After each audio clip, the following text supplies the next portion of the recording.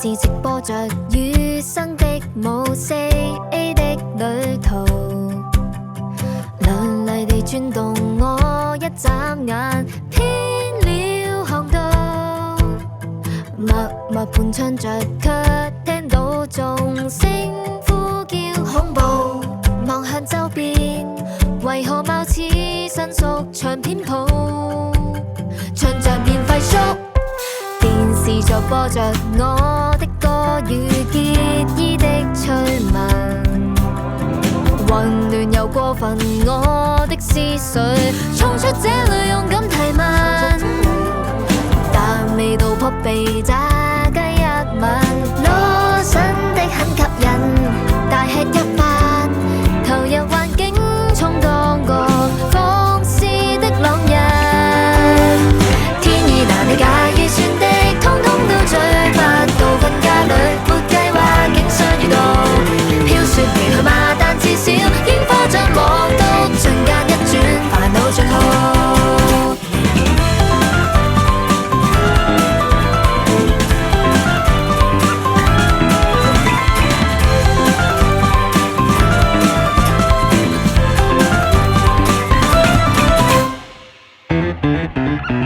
隨便坐台上獨角上，再探測日劇拍攝，竟化身主角，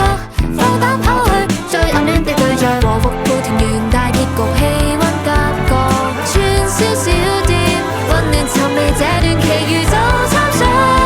佐藤觀友，像是現實嘅像幻象不敢想，天意難理解預算的通通都追不到，困街裏沒計劃竟相遇到，飄雪離去嗎？但至少煙花將望到，瞬間一轉煩惱盡好，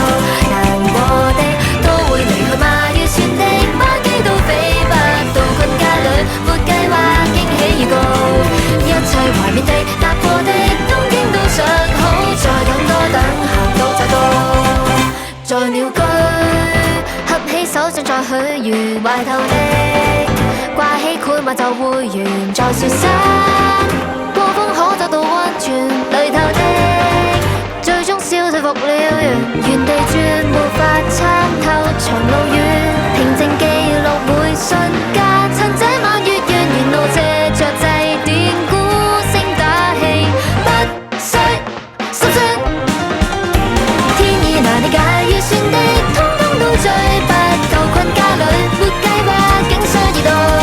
飄雪離去嗎？但至少煙花將望到，再等多等煩惱盡好，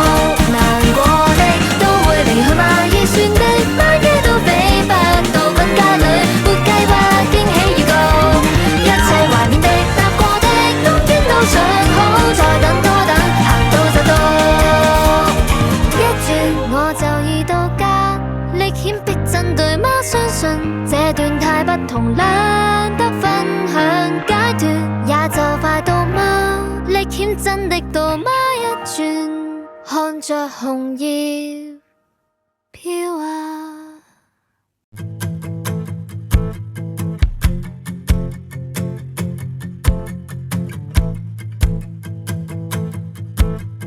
電視直播着